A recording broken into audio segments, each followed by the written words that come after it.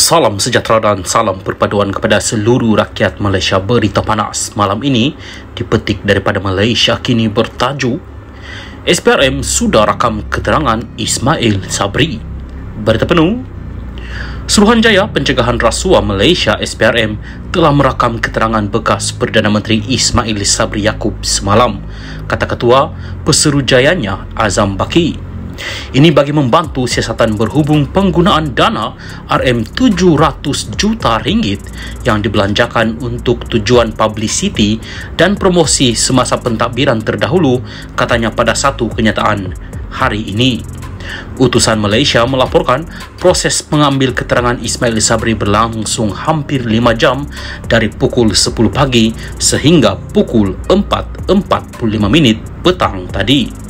Keterangan Ismail Sabri diambil bagi siasatan di bawah Akta Pencegahan Pengubahan Wang Haram, Pencegahan Pembiayaan Keganasan dan Hasil daripada Aktiviti Haram AMLA TFPUAA 2001 dan Akta SPRM 2009. Selain anggota Parlimen Perak, SPRM dilaporkan turut menyiasat beberapa bekas pegawainya termasuk pembantu Ismail yang dilantik secara politik ke jawatan kanan di pejabat Perdana Menteri pada masa itu.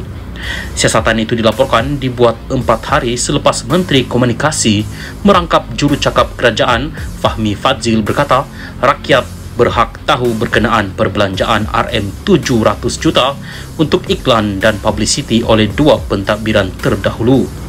Pada November lalu, Perdana Menteri Anwar Ibrahim mendedahkan sebanyak RM700 juta dibelanjakan antara 2020 dan 2022 untuk menunjukkan pencapaian kerajaan. Anwar memberitahu Dewan Rakyat bahawa sebanyak RM500 juta ringgit dibelanjakan ketika pentadbiran Muhyiddin Yassin dari 2020 ke 2021, manakala RM200 juta lagi ketika pentadbiran Ismail Sabri dari 2021 hingga 2022. Salam sejahtera dan salam perpaduan kepada seluruh rakyat Malaysia. Terkini dari Mahkamah. Najib tak maklumkan Kabinet Bond AS $3.5 bilion. Berita penuh. Seorang pegawai penyiasat SPRM memberi keterangan bahawa bekas Perdana Menteri Najib Razak tidak memaklumkan Kabinet mengenai terbitan bond 1MDB bernilai AS $3.5 bilion.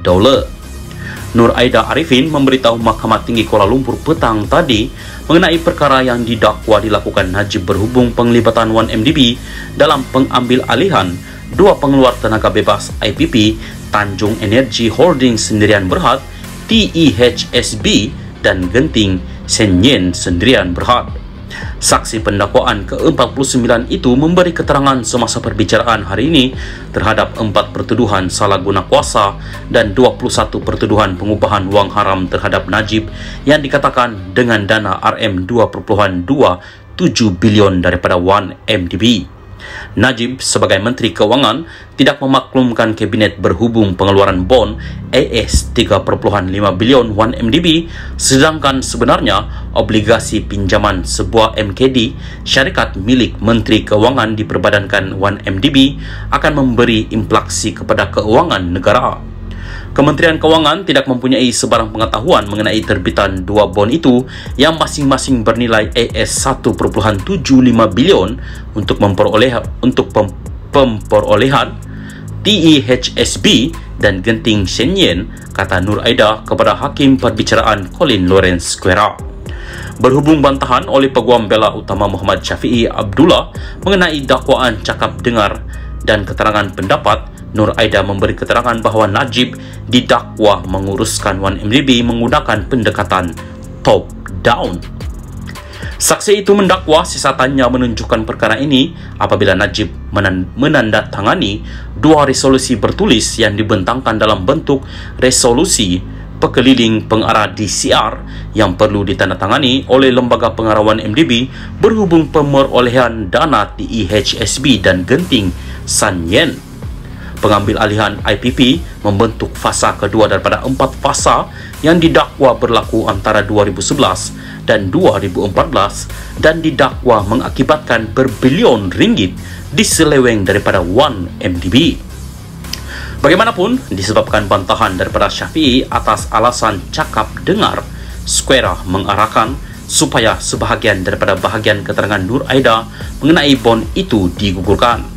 Square juga mengarahkan pihak-pihak terlibat membuat hujahan lisan kemudian berhubung bantahan Syafiee mengenai keterangan pegawai penyiasat SPRM berhubung dakwaan pendekatan top-down. Prosiding Mahkamah Terbuka akan disambung semula pada 24 Januari. Najib dibicarakan atas 4 pertuduhan salah guna kuasa dan 21 pertuduhan pengubahan wang haram membabitkan RM2.27 bilion daripada dana 1MDB. Bagi 4 pertuduhan salah guna kuasa, bekas ahli parlimen pekan itu didakwa melakukan kesalahan itu di Islamic Bank Berhad Cawangan Jalan Raja Chulan di Bukit Kelon, Kuala Lumpur antara 24 Februari 2011 dan 19 Disember 2014. Bagi 21 pertuduhan pengubahan wang haram, Najib dikatakan melakukan kesalahan itu di bank yang sama antara 22 Mac 2013 dan 30 Ogos 2013.